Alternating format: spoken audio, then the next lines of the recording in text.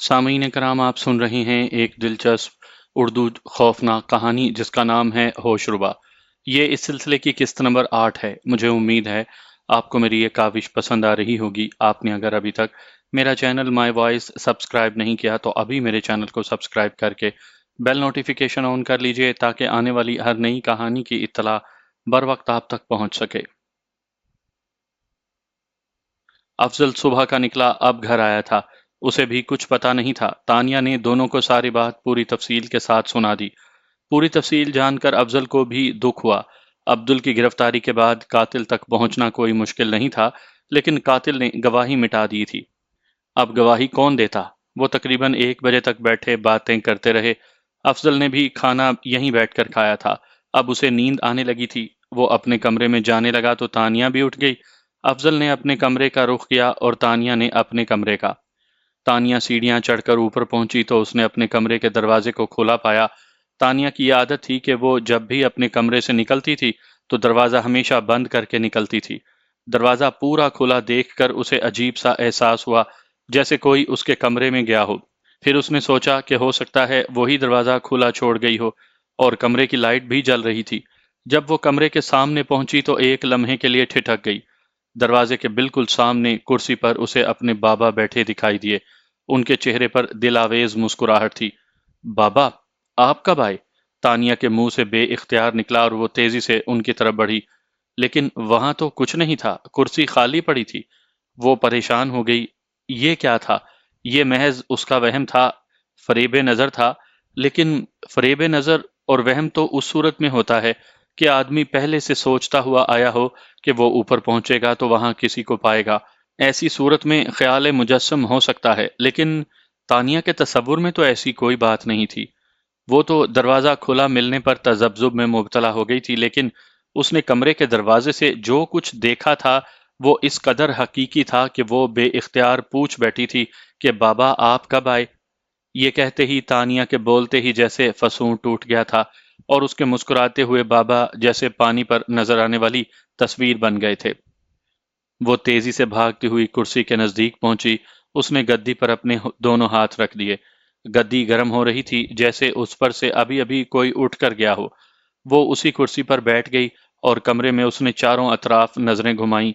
कमरे में सन्नाटा था। बाहर कहीं झींगरों के बोलने की आवाजें आ रही थीं। अब इस कमरे में कुछ नहीं था। अगर कोई आया भी था तो वो जा चुका था। उसने कुर्सी से उठकर दरवाजा बंद किया, लाइट जली छोड़ दी और अपने बेड पर आकर लेट गई और आंखें छत पर जमाए सोचने लगी। आज वो किस कदर रोई थी, अपने जले नसीब पर, अपने बाबा की बदनसीबियों पर। क्या बाबा से मेरा रोना बर्दाश्त नहीं हुआ था? वो मुझे देखने आ गए थे। उनके चेहरे पर कैसी दिलावेज मुस्कुराहट थी। क्या वो वाकई मेरे ही बाबा थे? क्या रूहें इस तरह आ सकती हैं, इस तरह नजर आ सकती हैं? सोचते सोचते उसकी पथराई हुई आंखें बंद होने लगीं।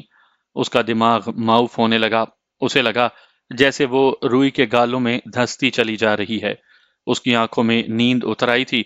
चंद सेकंड के बाद वो बेखबर सो गई। फिर वो नमूदार हुए। उन्होंने कुर्सी का रुख सोई हुई तानिया की तरफ घुमाया और आराम से कुर्सी पर बैठ गए और उसे बहुत मोहब्बत से देखने लगे। वो उनकी बहुत प्यारी बेटी थी। उस बेटी की जिंदगी की हिफाजत के लिए उन्होंने बहुत बड़े कष्ट भुगते थे। वो गहरी नींद में थी और ऐसे प्यारे अंदाज में सो रही थी कि उस पर से उनकी नजरें नहीं हट रही थी। आज वो उन्हें याद करके किस कदर रोई थी। अभी तक उसके चेहरे पर उदासी छाई थी। उनका जी चाहा कि वो उठकर अपनी बेटी के पेशानी चूम लें। फिर ये सोचकर रुक गए कि अगर वो उठ गई तो उन्हें देखकर परेशान हो जाएगी। वो उसकी मोहब्बत से मजबूर होकर आ गए थे, वरना उन्हें इस मनहूस दुनिया से कोई दिलचस्पी नहीं थी। वो जहां चले गए थे वहां सुख ही सुख था। वो हर गम से आजाद हो गए थे। अभी उन्हें तानिया के कमरे में बैठे ज्यादा देर नहीं हुई थी कि वो करीब के दरख्त से उड़ा। परों की तेज फड़फड़ाहट जब फिजा में उभरी तो उस उल्लू ने इस घर के 7 चक्कर लगाए। तानिया बेखबर सो रही थी और उसके बाबा कुर्सी पर बैठे उसे बड़ी मोहब्बत से तके जा रहे थे। 7वें चक्कर के बाद वो उल्लू तानिया के कमरे की छत पर आ बैठा। एकदम तानिया को ऐसा महसूस हुआ जैसे कोई भारी परिंदा उसके सीने पर आ बैठा हो। वो बुरी तरह चौंक गई। फौरन उसकी आंख खुल गई। उसका दिल बुरी तरह धड़क रहा था। اب وہ اس خوف سے نہ نکلی تھی کہ ایک پرندہ اس کے سینے پر آ کر بیٹھ گیا تھا۔ اس نے کمرے میں عجیب منظر دیکھا۔ اس منظر نے اسے مزید دہلا دیا۔ اس نے دیکھا کہ ایک بڑا سا پرندہ جو یقیناً الو تھا اس کے بابا پر جھپٹ رہا ہے۔ اس کے بابا جو کرسی پر بیٹھے تھے اور ان کا رخ تانیہ ہی کی طرف تھا، اس اچانک افتاد سے گھبرا کر وہ ہاتھ پاؤں ہلا رہے تھے، اور اس الو کا حملہ اس قدر تند و تیز تھا کہ وہ اس سے اپنے آپ کو بچاتے ہوئے توازن برقرار نہ رکھ سکے۔ ان کی کرسی پیچھے کی طرف الٹ گئی۔ تب وہ گھبرا کر چیخی، نہیں! اس کی یہ ہذیانی چیخ پورے کمرے میں گونج گئی۔ اس کے نہیں کہتے ہی کمرے کا منظر ایک دم تبدیل ہو گیا۔ وہاں اب کچھ نہیں تھا، نہ بابا تھے اور نہ وہ حملہ آور الو تھا، اور اس کی سمجھ میں نہیں آ رہا تھا کہ یہ اس نے کوئی بھیانک خواب دیکھا تھا یا حقیقت میں یہ سب کچھ دیکھا تھا۔ وہ اب پوری طرح بیدار ہو چکی تھی۔ اس نے سائیڈ ٹیبل سے جگ اٹھا کر پانی پیا۔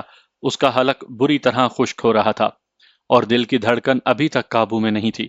شاید وہ خواب دیکھ رہی تھی، کیونکہ سونے سے پہلے اس نے اپنے بابا راؤ شمشاد علی کو کرسی پر بیٹھا محسوس کیا تھا، اور وہ ان کے بارے میں سوچتے سوچتے سو گئی تھی۔ شاید اس لیے وہ اب اس کے خواب میں آئے تھے۔ یہ خواب کیا ہیں؟ تشنائے آرزوؤں کا دفینہ؟ لیکن آرزوؤں کے اس دفینے سے تو یہ بڑا بھیانک خواب برآمد ہوا تھا۔ وہ سوچنے لگی یہ کس قسم کا خواب تھا؟ الو کا اس بری طرح اس کے بابا پر حملہ کرنا کیا معنی رکھتا ہے؟ یہ پرندہ اس کے پیچھے کیوں لگ گیا ہے؟ کیا یہ وہی الو ہے جس کا خون ہوا تھا اور بعد میں وہ زخمی الو افضل کے ہاتھ سے یوں اڑ گیا جیسے وہ زخمی ہی نہ ہو؟ یہ الو کالا چراغ نامی ایک پراسرار شخص دے گیا تھا، پھر وہ دوسرے دن وہ اسے واپس لینے آیا تھا۔ الو تو اڑ چکا تھا، وہ خالی پنجرا ہی لے کر چلا گیا تھا۔ اس نے کہا تھا وہ آزاد ہو گیا ہے، اور یہ کوئی اچھی بات نہیں۔ وہ کون؟ اور وہ آزاد کیسے ہو گیا؟ اور یہ بری بات کیوں تھی؟ لیکن وہ تو اپنی آزادی پر بہت خوش تھا۔ اس کا ممنون! وہ خوش ہو کر اسے ایک ڈائری دے گیا تھا جو اس کی شدید خواہش پر اس کی زندگی کے راز کھول دیتی تھی۔ تب اس کی نظر کرسی پر پڑی تھی جو پیچھے کی جانب الٹی ہوئی تھی۔ ارے، یہ کیسے الٹ گئی؟ اگر وہ سب خواب تھا تو اس کرسی کو کون الٹا گیا؟ اس کا مطلب ہے کہ اس نے جو کچھ دیکھا جاگتی آنکھوں سے دیکھا۔ وہ خواب نہیں تھا بلکہ حقیقت تھا، سچ تھا۔ جب وہ اٹھی تو اس کے بابا کمرے میں موجود تھے۔ وہ کرسی پر بیٹھے تھے، شاید وہ اسے دیکھنے آئے ہوں۔ اگر وہ اسے دیکھنے آئے تھے تو اس سے کسی اور کو کیا پریشانی ہو سکتی ہے؟ زندگی میں تو اس کے چچا نے چین نہ لینے دیا، اب مر کر انہوں نے سکون پایا، اور اپنی چاہت سے مجبور ہو کر وہ اسے دیکھنے چلے آئے، تو یہ کون درمیان میں آ گیا؟ زندگی کے کاٹے ہوئے لوگ گھبرا کر کہتے ہیں کہ مر جائیں، جب مر کر بھی چین نہ آئے تو کدھر جائیں؟ کیا اس کے بابا کے ساتھ بھی یہی ہوا ہے؟ وہ مر کر بھی سکون نہیں پا سکے، اپنی بیٹی کے لیے تڑپ رہے ہیں، اب ان کی راہ میں حائل ہونے والا کون ہے؟ وہ بیڈ سے اٹھی، اس نے اٹھ کر کرسی سیدھی کی اور دروازے کی طرف دیکھا۔ دروازہ بند تھا، دروازے کے اوپر دیوار گیر گھڑی لگی ہوئی تھی اور اس میں 2:20 ہوئے تھے۔ واش روم سے فارغ ہو کر وہ بیڈ پر بیٹھ گئی۔ اب وہ مکمل طور پر جاگ چکی تھی، اپنے حواسوں میں تھی۔ اس نے سوچا وہ نہ جانے کتنے زور سے چیخی تھی، اس کی آواز جانے کہاں تک گئی ہو۔ اس کے کمرے کے بالکل نیچے افضل کا کمرہ تھا۔ اگر افضل تک اس کی چیخ کی آواز گئی ہوتی تو وہ کب کا اوپر آ چکا ہوتا۔ اچانک اسے ایک خیال آیا کہ وہ ڈائری نکال کر دیکھے، شاید کوئی تحریر نمودار ہو گئی ہو۔ اس نے بیڈ سے اٹھ کر کیسٹوں کے درمیان سے ڈائری کھینچی اور اسے دیکھتی ہوئی اپنے بیڈ پر آ گئی۔ اطمینان سے بیٹھ کر وہ ایک ایک ورق کر کے اس کی ورق گردانی کرنے لگی۔ وہ ہر ورق اس امید پر پلٹ رہی تھی کہ شاید اگلے ورق پر اسے کچھ لکھا ہوا نظر آ جائے۔ ورق الٹتے الٹتے جب وہ مایوس ہونے لگی اور صفحات بھی چند ہی رہ گئے تو امید کی کرن اچانک چمکی۔ وہ ورق الٹتے الٹتے رہ گئی۔ ایک صفحے پر محض چند سطریں لکھی تھیں۔ وہ پڑھنے لگی۔ لکھا تھا، دیکھو، اپنے بابا کو سمجھاؤ، اس دنیا سے اب ان کا کوئی واسطہ نہیں رہا ہے، تو وہ کیوں پریشان ہو رہے ہیں؟ انہیں اب اس دنیا سے اپنا رابطہ توڑنا ہوگا، اتنی چاہت اچھی نہیں ہوتی۔ اچھا، ہم چلتے ہیں، ہمیں گیا وقت نہ سمجھنا، ہم پھر آئیں گے۔ بس پھر فوراً ہی الفاظ دھندلے ہونے لگے، مٹنے کا عمل شروع ہو گیا، اور دیکھتے ہی دیکھتے وہ لفظ صفائے ہستی سے مٹ گئے۔ اس نے ڈائری بند کر کے تکیے کے نیچے رکھی اور لیٹ گئی۔ یہ کس قسم کی تنبیہ تھی؟ تنبیہ تھی یا مشورہ تھا؟ یہ اسے کیسی ہدایت کی گئی تھی؟ وہ ایک ایسے آدمی کو کیسے سمجھائے جس کا کوئی وجود ہی نہ ہو، جن کا وجود عدم میں جا چکا ہو اور اب وہ محض روح رہ گیا ہو؟ اس ڈائری کے یہ الفاظ اس بات کے مظہر تھے کہ اس کے بابا راؤ شمشاد علی اس کی محبت میں بھٹک رہے تھے۔ مرنے کے بعد بھی انہوں نے اس دنیا سے رابطہ نہیں توڑا تھا، وہ بار بار اس کے پاس آ رہے تھے۔ چاہت اب ان کے حق میں بہتر نہیں تھی۔ سوال یہ تھا کہ وہ اپنے بابا کو کیسے سمجھائے۔ وہ بہت دیر تک جاگتی اور سوچتی رہی، یہاں تک کہ صبح کے آثار دکھائی دینے لگے۔ اس نے اٹھ کر نماز پڑھی اور پھر قرآن شریف پڑھنے بیٹھ گئی، اور اس وقت تک پڑھتی رہی جب تک دردانہ ناشتے کے بارے میں دریافت کرنے نہ آ گئی۔ ناشتہ اس نے خالہ فرزانہ کے ساتھ ہی کیا۔ ناشتے پر تانیہ نے روحوں کے بارے میں تبادلہ خیال کیا۔ انہوں نے کہا، روحوں کے بارے میں کوئی بات وثوق سے نہیں کی جا سکتی، لیکن کبھی کبھی یہ بات سننے میں آئی ہے کہ مرنے کے بعد مرنے والے کی روح گھر کے مکینوں کو دکھائی دیتی ہے۔ میرا اپنا خیال ہے کہ جن لوگوں کی دلچسپی دنیا یا دنیا والوں کے ساتھ بہت زیادہ ہوتی ہے، ان کی روحیں بھٹکتی رہتی ہیں، یا جو لوگ حادثاتی طور پر مر جاتے ہیں اور ان کی کوئی شدید آرزو موت کی وجہ سے تشنہ رہ جاتی ہے، تو ان کی روحیں دنیا کا طواف کرتی رہتی ہیں۔ خالہ، مجھے ایسے محسوس ہوتا ہے کہ میرے بابا کی روح بھی ابھی یہیں کہیں چکر لگا رہی ہے۔ یہ احساس تمہیں کیسے ہوا؟ کیا تمہیں وہ خواب میں نظر آئے؟ خواب میں نظر آتے تو اچھا ہوتا، میں ان سے بات بھی کر لیتی، میں نے انہیں جاگتی آنکھوں سے دیکھا ہے۔ ہائے، وہ کب؟ اگر میں آپ کو بتاؤں تو آپ ڈریں گی تو نہیں؟ نہیں، ایسی باتوں سے میں کبھی نہیں ڈرتی۔ تب اس نے رات کی رداد خالہ فرزانہ کے گوش گزار کر دی، لیکن اس نے اتنا ہی بتایا جتنا خالہ فرزانہ کو بتایا جانا تھا۔ ساری بات سن کر خالہ فرزانہ نے کہا، اس کا مطلب ہے کہ تمہاری محبت انہیں در بدر کیے ہوئے ہے۔ خالہ، کیا کوئی ایسا طریقہ نہیں کہ اس پر عمل کر کے میں بابا کو اس دنیا میں آنے سے روک سکوں؟ ایسا میں کوئی وظیفہ نہیں جانتی، یہ بات تو کوئی عالم ہی بتا سکتا ہے۔ کاش دادا اعظم اس وقت زندہ ہوتے تو ان سے پوچھ لیتے۔ دیکھو ذرا دردانہ کو آواز دے کر پوچھو کہ افضل ہے یا نہیں۔ ویسے وہ ہوگا، مجھ سے ملے بغیر وہ کبھی دفتر نہیں جاتا۔ دردانہ، تانیہ نے آواز دی۔ جی بی بی، وہ دوڑی ہوئی آئی۔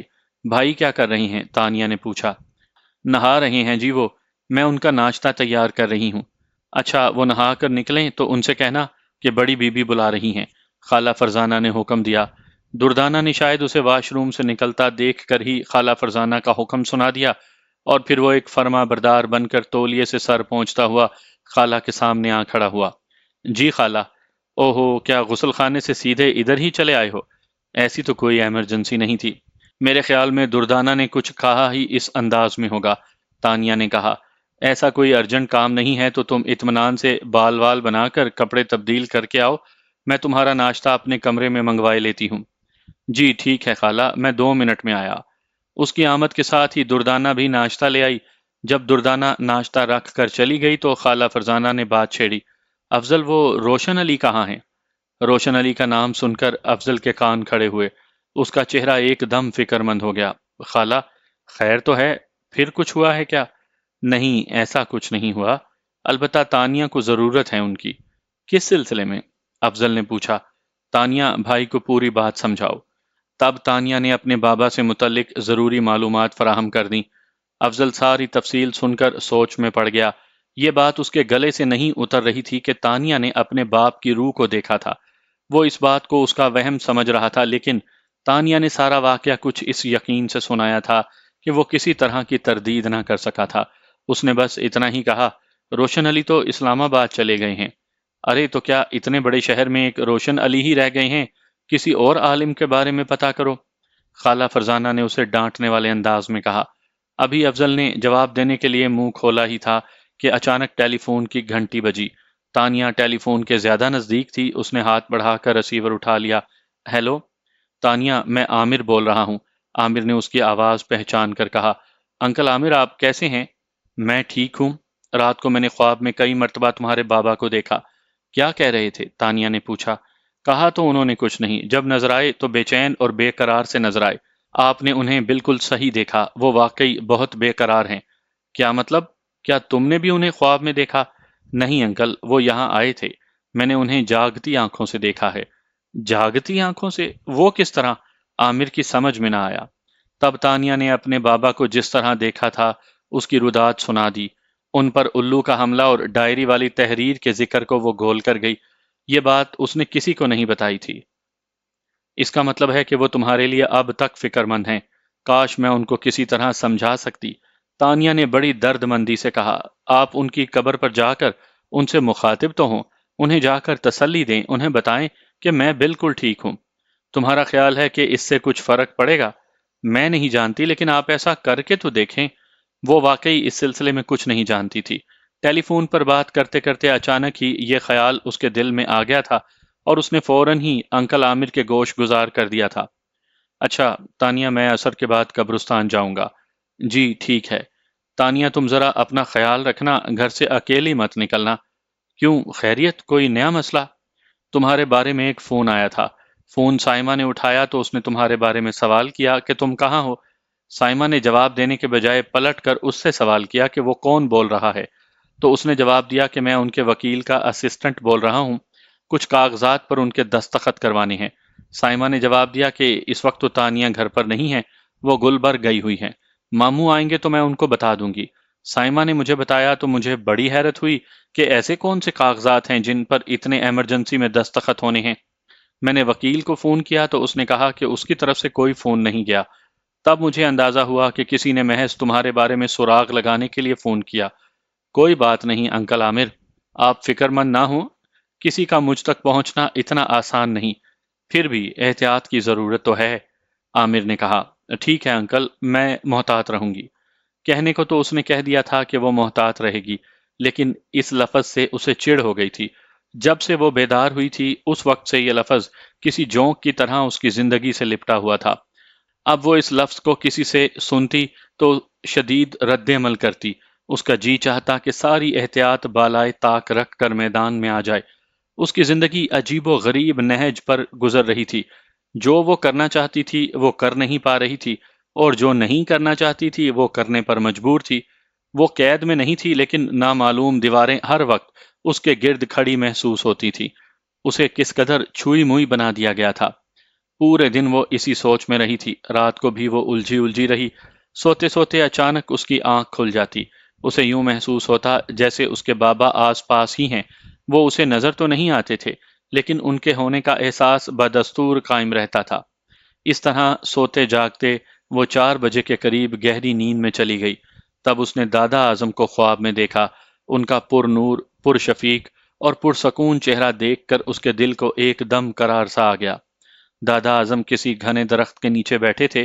تانیہ پانی کی تلاش میں کئی گھنٹے سے صحرا میں بھٹک رہی تھی۔ پیاس کی شدت سے اس کے حلق میں کانٹے پڑ رہے تھے۔ بھٹکتے بھٹکتے اچانک دادا اعظم سامنے آ گئے۔ دادا اعظم نے اسے اشارے سے اپنے پاس بلایا، پاس رکھی سراہی سے مٹی کے پیالے میں پانی انڈیل کر اسے دیا۔ وہ بڑا لطیف اور میٹھا پانی تھا۔ پانی پی کر اس کی روح تک سیراب ہو گئی۔ وہ خاموشی سے بہت مؤدب ہو کر ان کے سامنے بیٹھ گئی۔ تب دادا اعظم نے بڑی تسلی آمیز لہجے میں کہا، گھبراؤ مت، پہلے بہت سے حوصلے سے کام لینے کی ضرورت ہے، آئندہ آنے والا وقت بہت سخت ہوگا۔ اتنا کہہ کر دادا اعظم نے اسے کچھ پڑھنے کو بتایا، پھر بولے، اسے پڑھتے ہی تمہارا بابا تمہاری محبت کی گرفت سے آزاد ہو جائے گا، اسے قرار آ جائے گا۔ پھر فوراً ہی اس کی آنکھ کھل گئی۔ دادا اعظم کو خواب میں دیکھ کر جو ایک خوشگوار تاثر قائم ہوا تھا وہ ابھی تک قائم تھا، اور انہوں نے جو پڑھنے کو بتایا تھا وہ بھی اس کے ذہن میں تازہ تھا۔ وہ فوراً اٹھ گئی۔ وضو کر کے اس نے گھڑی دیکھی، ابھی فجر کی اذان ہونے میں وقت تھا۔ اس نے سوچا کہ تب تک قرآن شریف پڑھ لے۔ دادا اعظم نے جو پڑھنے کے لیے بتایا تھا اسے عشاء کی نماز کے بعد 3 دن تک پڑھنا تھا۔ 3 دن کے عمل کے بعد تانیہ نے دادا اعظم کے بتائے ہوئے طریقے پر ایک گلاس پانی پر 7 پھونکیں ماری اور اس پانی کو گلاب کے پودے کے گملے میں ڈال دیا۔ اب اسے کسی سے بات نہیں کرنی تھی اور سیدھا اپنے بیڈ پر لیٹ کر سو جانا تھا۔ تیسرے دن کا عمل اس نے دیر سے شروع کیا تھا تاکہ سونے کا وقت ہو جائے اور وہ کسی سے بات کیے بنا سو جائے۔ اگرچہ وہ دیر سے سونے کی عادی تھی اور نیند بھی اسے کروٹیں بدل بدل کر آتی تھی، لیکن ایسا نہ ہوا۔ بستر پر لیٹنے کے بعد کوئی 10 منٹ کے اندر اسے نیند نے اپنی آغوش میں لے لیا۔ اس رات اس نے اپنے بابا کو خواب میں دیکھا۔ وہ ایک بہت اونچی سی کرسی پر براجمان تھے۔ ان کے سامنے 10-12 آدمی نیم دائرے کی شکل میں بیٹھے تھے۔ اچانک انہیں سامنے سے تانیہ آتی ہوئی نظر آئی تو وہ ان لوگوں سے مخاطب ہو کر کہتے ہیں، آپ لوگ اب جائیں، میں ذرا اپنی بیٹی سے بات کر لوں۔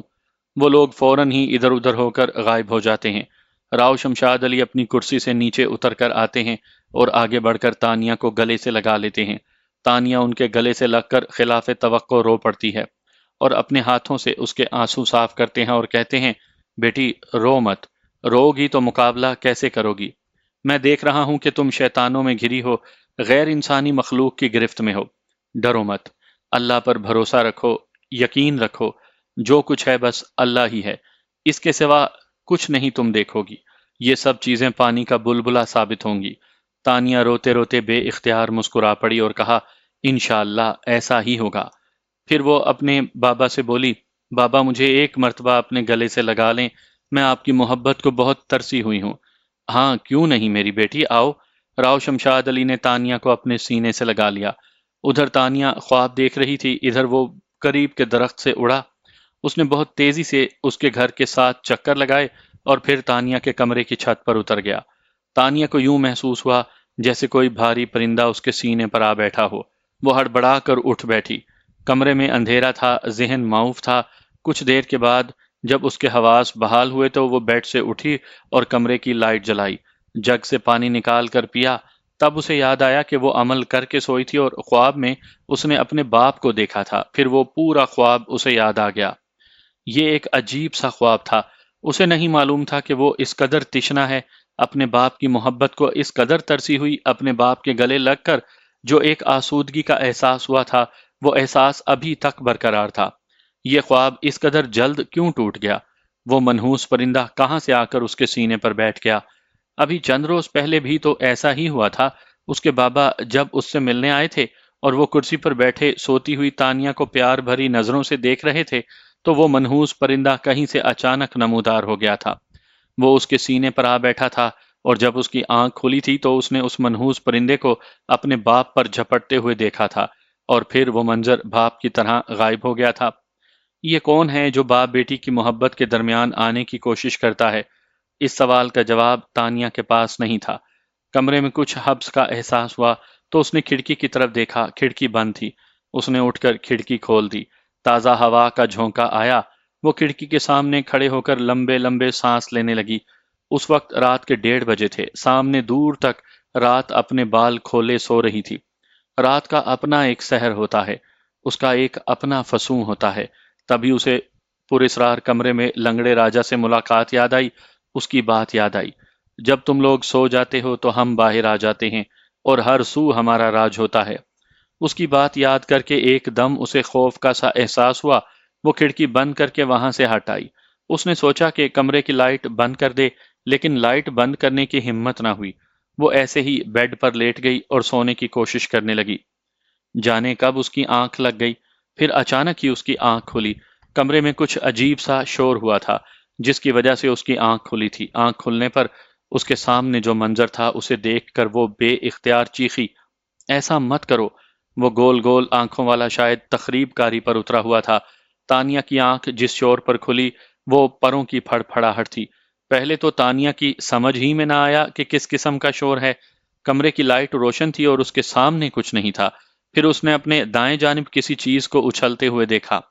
جب اس نے تکیے سے سر اٹھا کر نیچے قالین پر دیکھا تو اس کی سمجھ میں آیا کہ وہ شور پروں کی پھڑ پھڑاہٹ کا ہے۔ وہ گول گول آنکھوں والا پرندہ کیسٹوں کے ریک کے سامنے قالین پر کسی چیز پر اچھل اچھل کر حملہ کر رہا تھا، اور وہ جس چیز پر حملہ کر رہا تھا وہ تھی ڈائری۔ یہ وہ ڈائری تھی جو اسے لنگڑے راجا نے تحفے میں دی تھی اور جو اس کی زندگی کے واقعات کو کسی آئینے کی طرح اس کے سامنے پیش کر دیتی تھی۔ وہ ڈائری اس کے لیے بے حد اہم تھی، بے حد قیمتی تھی، اور وہ گول گول آنکھوں والا اس ڈائری کے صفحات کو اپنے تیز پنجوں سے نشانہ بنا رہا تھا۔ وہ ڈائری درمیان سے کھلی قالین پر پڑی تھی۔ ایسی قیمتی شے کی پامالی دیکھ کر وہ دہل اٹھی تھی۔ تبھی اس نے چیخ کر کہا، ایسا مت کرو۔ اس کی آواز سن کر گول گول آنکھوں والے نے بڑی غصیلی نظروں سے اسے دیکھا تھا اور پھر وہ دیکھتے ہی دیکھتے فضا میں تحلیل ہو گیا تھا، دھواں بن کر غائب ہو گیا تھا۔ تانیہ لپک کر ڈائری کے پاس پہنچی، ڈائری اٹھا کر اس کا جائزہ لیا۔ محض 2-3 صفحات کو نقصان پہنچا تھا۔ اس نے اپنے پنجوں سے صفحات کو پھاڑنے کی کوشش کی تھی۔ اس نے اس طرح پنجے مارے تھے کہ صفحات پھٹ کر الگ ہو جائیں، لیکن ایسا نہیں ہو سکا تھا۔ کوئی صفحہ مکمل نہیں پھٹا تھا۔ اگر اس کی آنکھ نہ کھل جاتی تو شاید اس ڈائری کو کوئی نقصان پہنچ جاتا۔ اس نے ڈائری اٹھا کر پھر کیسٹوں کی قطار میں رکھنا چاہی، لیکن کچھ سوچ کر اس نے ارادہ بدل لیا اور اسے الماری کے لاکر میں رکھ کر تالا بند کر دیا۔ اسے خیال آیا کہ یہ کام اس نے پہلے کیوں نہ کیا۔ اگر ڈائری الماری کے لاکر میں ہوتی تو اس گول گول آنکھوں والے کے پنجوں کی دست برد سے محفوظ رہتی، لیکن اسے اندازہ کب تھا کہ ڈائری کے ساتھ اس طرح کی تخریب کاری بھی ہو سکتی ہے۔ ڈائری کو محفوظ کر کے وہ بیڈ پر لیٹ گئی اور سونے کی کوشش کرنے لگی۔ جلد ہی اسے نیند نے آ لیا۔ صبح دیر سے اس کی آنکھ کھلی، اور وہ بھی اس وقت جب دردانہ نے آ کر دروازہ بجایا۔ گھڑی پر نظر ڈالتی ہوئی وہ دروازے کی طرف بھاگی۔ دروازہ کھولا تو دردانہ کا پریشان چہرہ نظر آیا۔ خیر تو ہے بی بی، آج کیا اٹھنے کا ارادہ ہی نہیں تھا؟ 4 پھیرے مار چکی ہوں، اب دروازہ کھلے کہ تب دروازہ کھلے؟ تنگ آ کر بڑی بی بی نے دروازہ کھٹکھٹانے کا حکم دے ہی دیا۔ چلیے، وہ آپ کا انتظار کر رہی ہیں۔ خالہ نے ناشتہ تو کر لیا نا؟ تانیہ نے فکر مند ہو کر پوچھا۔ ہاں جی، ناشتہ تو کر لیا، دردانہ نے بتایا، لیکن آپ کا کافی انتظار کر کے کیا۔ چلو شکر ہے، تانیہ نے کہا۔ اچھا دردانہ تم چلو، میں نہا کر آتی ہوں۔ دردانہ کے جانے کے بعد وہ واش روم میں گھس گئی، وہاں سے تر و تازہ ہو کر نکلی۔ ڈریسنگ ٹیبل کے سامنے کھڑے ہو کر وہ اپنے بال خشک کرنے لگی۔ اس کے بال گہرے سیاہ، انتہائی چمکیلے اور ریشمی تھے، لمبے اتنے کہ گھٹنوں سے نیچے آتے تھے۔ بالوں میں برش پھیرتے ہوئے اس کی نظر اپنے چہرے پر ٹھہر گئی۔ کافی دنوں کے بعد اس نے اپنے چہرے پر نظر کی تھی۔ جب سے پراسرار واقعات کا سلسلہ شروع ہوا تھا، اسے اپنا ہوش ہی نہ تھا۔ آج اسے کچھ سکون محسوس ہوا تھا۔ اس کی نظر اپنے وجود پر جم گئی تھی۔ وہ اتنی ہی حسین تھی کہ کوئی اسے ایک نظر دیکھتا تو بار بار دیکھنے کی خواہش کرتا۔ سفید گلابی رنگت، سرو قد، پرکشش آنکھیں، گھنی اور لمبی پلکیں، ترشے ہوئے خوبصورت ہونٹ، کتابی چہرہ، لمبی حسین گردن، متناسب جسم، نرم و نازک ہاتھ، کومل پاؤں، چال ایسی کہ وقت اپنی رفتار بھول جائے، آواز ایسی کہ جو سنے سحر زدہ ہو جائے۔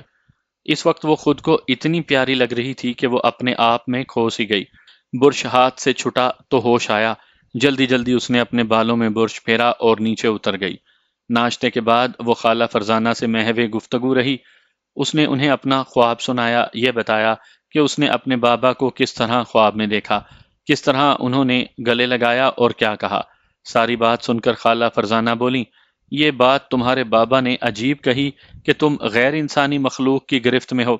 خالہ، یہ غیر انسانی مخلوق کیا ہوتی ہے؟ تانیہ نے پوچھا۔ جو انسان نہ ہو، یعنی جن ہو؟ جن بھی ہو سکتے ہیں، لیکن میرے خیال میں اس دنیا میں انسانوں اور جنوں کے علاوہ ایک تیسری مخلوق بھی ہوتی ہے۔ خالہ فرزانہ نے اظہار خیال کیا۔ وہ کون سی؟ شیطانی مخلوق۔ شیطانی مخلوق؟ تانیہ نے وضاحت طلب انداز میں دہرایا۔ خبیث روحیں، چڑیلیں، پچھل پائیاں، سرکٹے، چھلاوے، بھوت اور جانے کیا کیا، یہ سب شیطانی مخلوق ہیں، خالہ فرزانہ نے سمجھایا۔ اور جانور؟ تانیہ نے پوچھا۔ کیا جانور بھی پراسرار ہو سکتے ہیں؟ کچھ جانور بھی بڑے پراسرار ہوتے ہیں، مثلاً بلی، کتا، الو اور چمگادڑ وغیرہ، خالہ فرزانہ نے بتایا۔ کتے کے بارے میں کہا جاتا ہے کہ وہ ان چیزوں کو بھی دیکھ لیتا ہے جنہیں انسان نہیں دیکھ پاتا۔ خالہ، کیا انسانوں میں غیر انسان نہیں پائے جاتے؟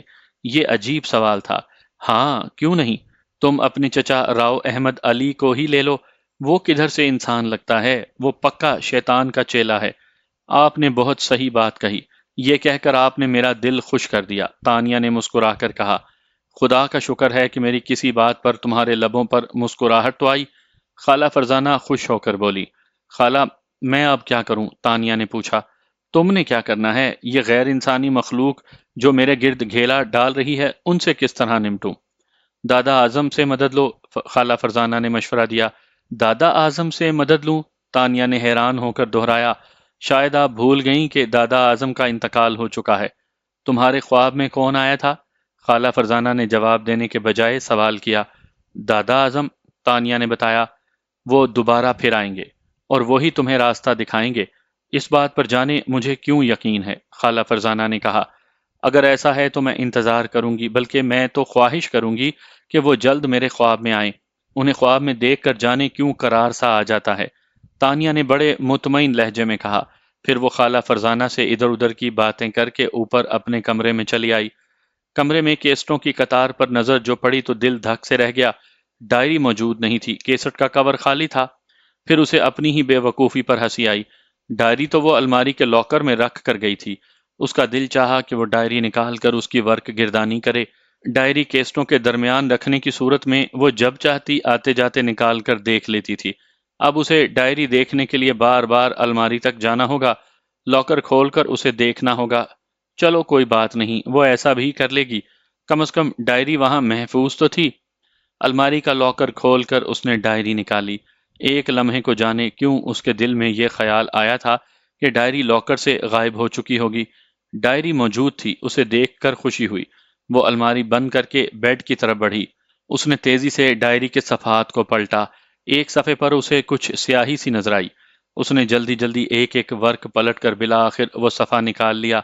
اس صفحے پر اس پر اسرار کمرے کی تصویر بنی ہوئی تھی، جس کے ہینڈل میں کالا تعویذ لٹکا ہوا تھا۔ دیکھتے دیکھتے وہ تصویر مدھم ہونے لگی اور مٹتی تصویر پر کوئی اور تصویر ابھرنے لگی۔ چند سیکنڈوں میں پر اسرار کمرے کی تصویر غائب ہو گئی اور اس جھونپڑی کی تصویر سامنے آ گئی، جس کی چھت پر گول گول آنکھوں والے دروازے پر ایک سانپ کنڈلی مارے بیٹھا تھا۔ جھونپڑی کی تصویر واضح ہوتے ہی ایک مردانی آواز اس کے ذہن میں گونجی۔ کوئی درد بھری آواز میں اسے مدد کے لیے پکار رہا تھا۔ ڈرو مت، آؤ جھونپڑی کے اندر آ جاؤ۔ یہ وہی آواز تھی جو خواب میں اسے متعدد بار سنائی دی تھی، لیکن اس وقت یہ آواز سنائی نہیں دی، صرف اس نے اپنے ذہن میں محسوس کی تھی۔ دیکھتے ہی دیکھتے وہ تصویر دھندلی ہونے لگی اور اس سے ایک اور تصویر ابھرنے لگی۔ وہ تصویر ابھر کر مکمل ہوئی تو معلوم ہوا کہ وہ پر اسرار کمرے کی ہے۔ ایسا 3 بار ہوا۔ پر اسرار کمرے کے بعد جھونپڑی کی تصویر ابھرتی، ڈوبتی، تیسری بار ایسی ڈوبی کہ پھر صفحے پر کچھ نہ رہا، وہ کورا ہو گیا۔ اب وہ سوچنے لگی کہ ان دونوں تصویروں کا ایک ساتھ دکھائی دینے کا مطلب، یہ عجیب اشارہ تھا، کچھ سمجھ میں نہیں آیا تھا۔ اگر ان تصویروں کے نیچے کوئی تحریر بھی آ جاتی تو کتنا اچھا ہوتا۔ ڈائری اس کے ہاتھ میں تھی اور یوں ہی بے دھیانی میں اس کے ورق پلٹتی جا رہی تھی کہ اچانک اس کے سامنے ایک ایسا صفحہ آ گیا جس پر کچھ لکھا تھا۔ وہ خوشی سے جھوم اٹھی۔ یہ چند جملے تھے، ان جملوں میں تانیہ کو ہدایت کی گئی تھی۔ چند لمحے پہلے اس کے ذہن میں جو الجھن پیدا ہوئی تھی وہ اس تحریر سے رفع ہو گئی تھی۔ اب اسے سفر کرنا تھا۔ اس سفر کے لیے اس نے ایک بیگ تیار کر لیا جس میں انتہائی ضرورت کی چیزیں رکھی گئی تھیں۔ اشیاء کے رکھے جانے کے باوجود یہ بیگ اتنا ہلکا تھا کہ وہ اسے کندھے پر لٹکا کر بآسانی میلوں چل سکتی تھی۔ اسے اندازہ نہیں تھا کہ اسے کس قسم کا سفر درپیش ہوگا۔ اپنے طور پر اس نے سوچ لیا تھا کہ اگر اسے پیدل بھی چلنا پڑا تو اس کا بیگ اس کے لیے رکاوٹ نہ بنے۔ اپنے مشن پر جانے سے پہلے اس نے آج کی شام کھلی فضا میں گزارنے کا پروگرام بنایا۔ پہلے اس نے خالہ فرزانہ کو راضی کیا۔ وہ اپنی بیماری کی وجہ سے کہاں باہر نکلتی تھی۔ خالہ فرزانہ اس کا اصرار دیکھ کر جانے کے لیے راضی ہو گئیں۔ پھر اس نے افضل کو بھی فون کر دیا کہ وہ آج جلدی گھر پر آ جائے۔ افضل نے جلد آنے کا وعدہ کر لیا اور تجویز پیش کی کہ اتنے عرصے بعد گھر سے باہر نکل رہے ہیں تو پھر وہیں بیٹھ کر رات کا کھانا کیوں نہ کھائیں۔ تجویز اچھی تھی، اس طرح وہ خالہ فرزانہ اور افضل کے ساتھ دیر تک رہ سکتی تھی۔ اس نے اس تجویز کو منظور کر لیا اور دردانہ سے رات کا کھانا تیار کرنے کا آرڈر دے دیا۔ ارے بی بی، میں آپ کے لیے 3 کی جگہ 10 ڈشیں تیار کروں گی، پر جانا کہاں ہے؟ گھومنے، اور کہاں؟ تانیہ نے مسکرا کر کہا۔ پہلے ہم سمندر پر جائیں گے، وہاں شام گزاریں گے، اس کے بعد ہل پارک جائیں گے، رات کا کھانا وہیں کھائیں گے، پھر راستے میں آئس کریم کھاتے ہوئے 11 بجے تک واپس گھر۔ واہ بی بی، مزہ آ گیا، دردانہ خوش ہو کر بولی۔ ایسا زبردست پروگرام، بس دیکھ لو، تانیہ خوش دلی سے بولی۔ ٹھیک ہے بی بی، میں ابھی سے شام کی تیاریاں شروع کر دیتی ہوں۔ ہاں ہاں، جلدی جاؤ، بھاگو۔ تانیہ دردانہ سے بات کر رہی تھی تو خالہ فرزانہ اس کا چہرہ بڑے غور سے دیکھ رہی تھی۔ تانیہ کا اچانک اس طرح گھومنے کا پروگرام بنا لینا ان کے گلے سے نہیں اتر رہا تھا۔ دردانہ کے جانے کے بعد خالہ فرزانہ کی طرف تانیہ نے دیکھا تو انہیں بڑی محویت سے اپنی طرف دیکھتے ہوئے پایا۔ خالہ، کیا ہوا؟ تانیہ نے حیران ہو کر پوچھا۔ یہی تو میری سمجھ میں نہیں آ رہا۔ خالہ فرزانہ بدستور اس کی طرف دیکھ رہی تھی، پھر اس کا نازک ہاتھ اپنے ہاتھ میں لے لیا اور بڑی اپنائیت سے بولی، تجھے کیا ہوا ہے میری جان؟ مجھے تو بتا۔